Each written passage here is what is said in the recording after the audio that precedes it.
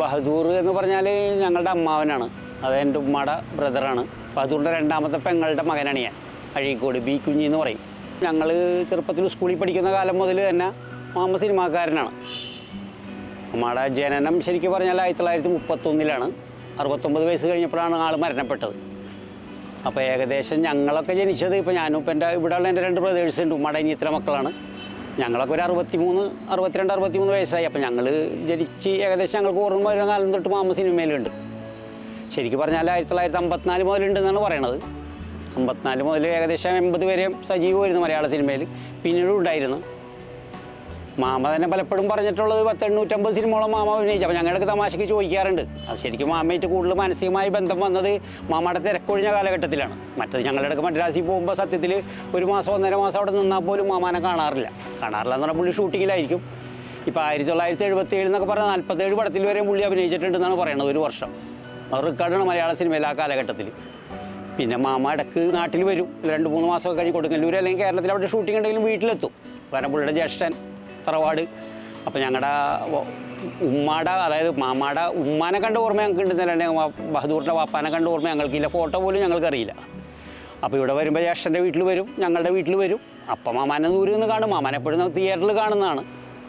മൊത്തത്തിൽ ഞങ്ങൾക്ക് ആ കാലത്തൊക്കെ ഒരു ഭയത്തോടു കൂടിയാണ് സത്യത്തിൽ മാമാനെ കണ്ടിരുന്നത്. വരുമ്പോൾ ഞങ്ങളുടെ കുറ്റങ്ങളും കുറവുകളൊക്കെ പലതും പറയാനുണ്ടാവും ഉമ്മമാർക്ക്. അപ്പോൾ അതിൻ്റേതായ ഒരു പേടി മാമാനുണ്ടായിരുന്നു. പക്ഷേ മാമ ശരിക്കും ഗൗരവം കൊണ്ട് സ്നേഹിച്ചിട്ടുള്ളൊരു വ്യക്തിയാണ്. എൻ്റെ നാട്ടിലൊക്കെ ഇപ്പോൾ കൊടുങ്ങല്ലൂർ അല്ലെങ്കിൽ മതിലകത്ത് അല്ലെങ്കിൽ അഴീക്കോടൊക്കെ ഷൂട്ടിങ്ങിന് വരുമ്പോൾ ഞങ്ങൾ സ്വാഭാവികമായിട്ട് മാമ കാണാത്ത രീതിയിൽ തിരക്കിനിടയിൽ നിന്നിട്ടേ മാമാനെ കാണാറുള്ളൂ.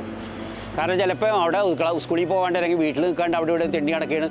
ഈ ആളുകൾ തിക്കി തിരഞ്ഞ് നിൽക്കുന്നതിനിടയിൽ ഇവിടെ വന്നിട്ട് വെറുതെ പൊടി തട്ടിയിട്ടില്ലാത്ത അസുഖം ഉണ്ടാകാൻ വേണ്ടി. സത്യത്തിൽ അങ്ങ് സിനിമ തിയേറ്ററിൽ പോയിട്ട് കൂടുതൽ സിനിമ ഉണ്ടാകാൻ പോലും മാമാക്ക് ഇഷ്ടപ്പെടാറില്ല. മാമ പറയും ഇത്രയും ആളുകൾ കൂടി നിൽക്കുന്നോടത്ത് എപ്പോഴും സിനിമക്ക് പോകണം, അതാണ് എന്നൊക്കെ പറഞ്ഞിട്ട് വഴക്ക് പറയും. അപ്പോൾ മാമ കാണാണ്ട് മാമയുടെ ഷൂട്ടിംഗ് ഒരുപാട് കണ്ടിട്ടുണ്ട്. പിന്നെ ഒരു 80 ശേഷമൊക്കെ മദ്രാസിൽ പോകുമ്പോഴൊക്കെ മാമ വിളിക്കും, വാടാ ഇനിയിപ്പോൾ വലിയ കാലമൊന്നും മാമ ഉണ്ടാവില്ല എന്നൊക്കെ പറഞ്ഞ് തിയേറ്ററിൽ സ്റ്റുഡിയോയിലൊക്കെ കൊണ്ടുപോകാറും. അങ്ങനെ ഏകദേശം ഒരു 80 ശേഷമാണ് മാമയായിട്ട് കൂടുതലെടുത്ത് മാമയുടെ ഷൂട്ടിങ് മാമയുടെ മുമ്പിൽ വെച്ച് തന്നെ കാണാനാണ് ഞങ്ങൾക്കൊരു ധൈര്യം വന്നത്. അതിനു മുമ്പ് ഇതുപോലെ ചിലപ്പോൾ മാറി നിന്നിട്ട് ഒരു 100-500 ആൾ നിൽക്കുന്നതിനിടയിലൊക്കെ നിന്ന് കാണും. അപ്പോഴും മാമ കണ്ടാൽ ചിലപ്പോൾ മാമ കണ്ടപ്പോൾ ഒന്നും പറയില്ല. വീട്ടിൽ വരുമ്പോൾ പറയും അവിടെ ഇവിടെയൊക്കെ കണ്ടല്ലടാ, അങ്ങനെയാണെന്നുള്ള വഴക്കുകൾ പറയാറുണ്ട്. അങ്ങനെ തന്നെ ഉള്ളൂ. മാമാരെ പറ്റി നമ്മൾ മൂത്ത മാമയാണെങ്കിലും ഈ മാമയാണെങ്കിലും നല്ലതേ ഞങ്ങൾക്ക് പറയാനുള്ളൂ. പഠിപ്പിലുപരി എന്തെങ്കിലും ഒരു ജോലി ചെയ്യണം, കുടുംബത്തിനെ സഹായിക്കണം, അങ്ങനെയുള്ളൊരു ചിന്താഗതിയോടുകൂടിയാണ് സത്യം പറഞ്ഞാൽ ആ കാലഘട്ടത്തിൽ നാടകങ്ങളിലൊക്കെ അഭിനയിച്ചിരുന്നത്. ഇപ്പോൾ ബെല്ലാത്ത ഭയം എന്നുള്ള നാടകം മാമയുടെ ഫേമസ് ആയിരുന്നു. പിന്നെ അതുപോലെ തന്നെ ഒരു ബർമ ബോറൻ, മാണിക്യ കൊട്ടാരം, ഇങ്ങനെ കുറേ നാടകങ്ങളിലൊക്കെ ആ കാലഘട്ടങ്ങളിൽ അഭിനയിച്ചിട്ടുണ്ട്.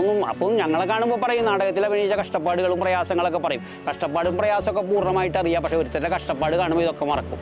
അങ്ങനത്തെ ഒരു പ്രകൃതം തന്നെയായിരുന്നു. അങ്ങനെ ഒരുപാട് നാടകങ്ങളിലും അഭിനയിച്ചിട്ടുണ്ട് ആ കാലഘട്ടത്തിൽ.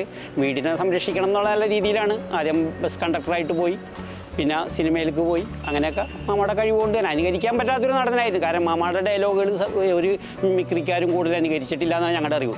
അടൂർ ബാസിനെയും SP പിള്ളനെയും ഗോവിന്ദൻകുട്ടിനെയും പ്രേമനസീറിനെയൊക്കെ അനുകരിക്കുന്ന ആ കാലഘട്ടത്തിൽ മിമിക്രി ഏറ്റവും ശക്തമായ ആ കാലഘട്ടത്തിൽ ഇപ്പോൾ കലാഭവൻ്റെ ഒക്കെ മിമിക്രിയുള്ള ട്രൂപ്പിലും ബഹദൂറിൻ്റെ സൗണ്ട് ആ കാലഘട്ടത്തിലൊന്നും ആരും എടുത്തതായിട്ട് ഞങ്ങൾക്കറിയില്ല. അപ്പോൾ അതിലൊക്കെ അനുകരിക്കാൻ പറ്റാത്ത നല്ലൊരു നടൻ, അതിലുപരി നല്ലൊരു മനുഷ്യനായിരുന്നു, സാധു മനുഷ്യനായിരുന്നു.